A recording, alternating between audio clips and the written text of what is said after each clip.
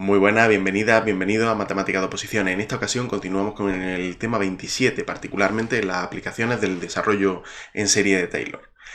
Una de ellas, como decíamos, era el cálculo de límites, y el cálculo de límites está estrechamente relacionado en los polinomios de Taylor, ya que en algunas ocasiones es difícil calcular, incluso utilizando la regla del L'Hopital, es difícil calcular algunos límites. Por eso hacemos uso de los desarrollos en serie de las principales funciones que hemos visto, por tanto las funciones trigonométricas, la exponencial, el logaritmo. Hacemos uso de ellos para poder desarrollar los límites desarrollar estos límites teniendo en cuenta el desarrollo en serie de Taylor y, claro, como tenemos que tener un límite, ¿no? Tenemos que tener un límite, estaríamos hablando de buscar el resto de Taylor, lo suficientemente, con un orden suficientemente alto, como para que no haya grandes variaciones en pequeñas alteraciones de x sub 0. En este caso, vamos a ver el límite cuando x tiende a 0 de el seno de x partido por x.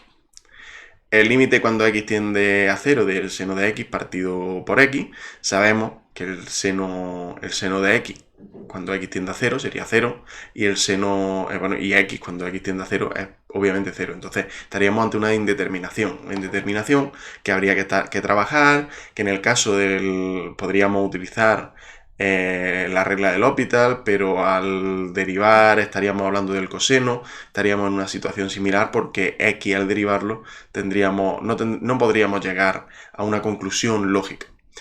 Una opción bastante interesante es utilizar el desarrollo del seno, ya que como estamos considerando el 0, estamos considerando en el punto 0, estaríamos hablando del desarrollo en serie del seno en desarrollo de Taylor del seno en el punto x sub 0 igual a 0. ¿Qué quiere decir? Pues que nosotros vamos a tener el siguiente, y vamos a poner, por ejemplo, que sea orden 7. Orden 7, ya que vamos saltando de 2 en 2, recordamos, vamos el 1, x elevado a 1, x elevado al cubo, x elevado a 5, y así. De hecho, vamos a hacerlo hasta el orden 7, de forma que el seno de x podría escribirse, cuando x tiende a x sub 0, claro, estamos considerándolo, como x menos x al cubo partido por 3 factorial, menos x elevado a 5 más x elevado a 5 partido por 5 factorial,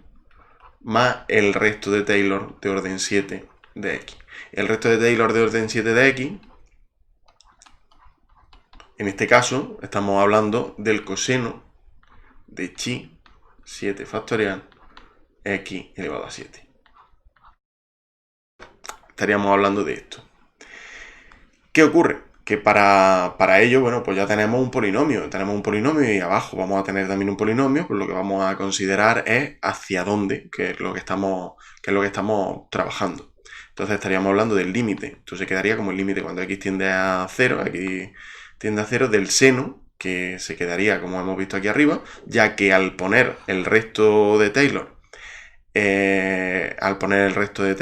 de orden 7, el resto en cuanto a esta operación, en cuanto a este desarrollo, lo que tenemos es precisamente este igual. Si no, no estaríamos hablando de igual, estaríamos hablando de una aproximación, pero al poner el resto de Taylor sí lo tenemos igual. Ya es exactamente igual que lo que teníamos y podemos sustituirlo. X elevado al cubo partido por 3 factorial, más x elevado a 5 partido por 5 factorial, más coseno chi partido por 7 factorial por x elevado a 7.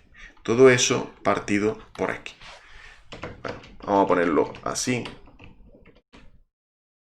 Vamos a ponerlo así. Y no tenemos que hacer una línea tan larga que aquí salen regulares. Bien, aquí tendríamos que estamos hablando del límite cuando x tiende a 0 de 1 menos x al cuadrado partido por 3 factorial más x a la cuarta partido por 5 factorial más coseno de chi x elevado a 6 partido por 7 factorial. Como podemos ver, lógicamente, cuando x tiende a 0, todos estos términos se anulan y lo que nos queda es que el límite es precisamente 1. ¿El límite es 1? Pues sí, el límite es 1 y hemos llegado a esta conclusión teniendo en cuenta el desarrollo en serie de Taylor de la función seno con x sub 0 igual a 0.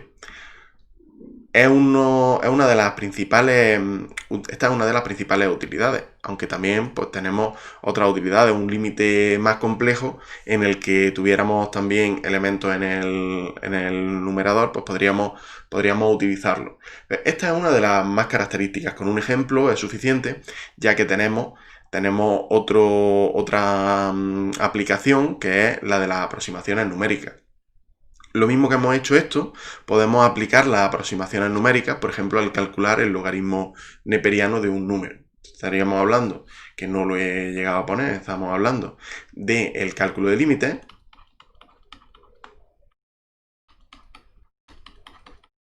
Y por otro lado, tenemos las aproximaciones numéricas.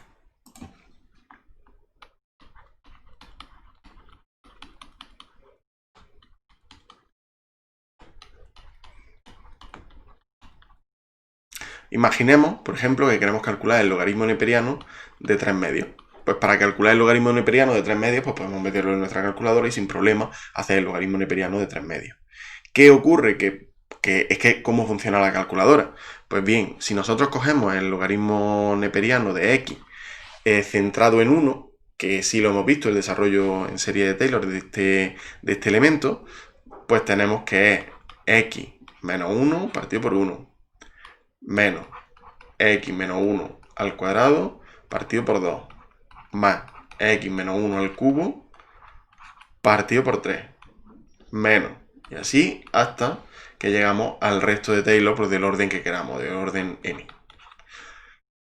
Una buena aproximación, pues bueno, sería simplemente poner 3 medios e ir escribiendo 3 medios en todo esto y tener en cuenta el resto de Taylor. Pero claro, como no sabemos a dónde vamos a llegar, pues una buena aproximación es cuando consideramos, por ejemplo, n, y n con n me refiero a esta n del resto de Taylor, cuando n es igual a 20. Cuando n es igual a 20, el logaritmo neperiano de 3 medios, utilizando esta expresión, nos da aproximadamente 0,40546,5, que es una aproximación bastante buena de cuál es el logaritmo neperiano de 3 medios. Cuanto mayor sea las iteraciones, cuanto mayores iteraciones hagamos, cuanto mayores sean los cálculos, mejor será la aproximación. Pero claro, mayor coste computacional. Por eso las calculadoras llegan hasta unos decimales determinados, que son los que muestran en pantalla, porque no tendría sentido seguir calculando y alargar el tiempo de espera cuando al fin y al cabo lo único que se van a utilizar son una serie de números que son los que hay en pantalla. Y con esto finalizamos la teoría y las aplicaciones, que son muy importantes. Son, como ya hemos dicho a lo largo del tema, una de las principales potencias del desarrollo de Taylor y de aplicar el desarrollo de Taylor a las funciones, poder expresarlas como tal, es que son infinitamente derivables, se pueden aproximar tanto como queramos. Eso es otra de las ventajas. Se puede tener en cuenta el coste computacional, como hemos dicho, y también son infinitamente integrables, son infinitamente derivables, se puede trabajar con ellas, cosa que no se podría realizar con la función, con algunas de las funciones a las que hacen referencia, para las que se utilizan. Muchas gracias por todo y nos vemos la próxima. Adiós.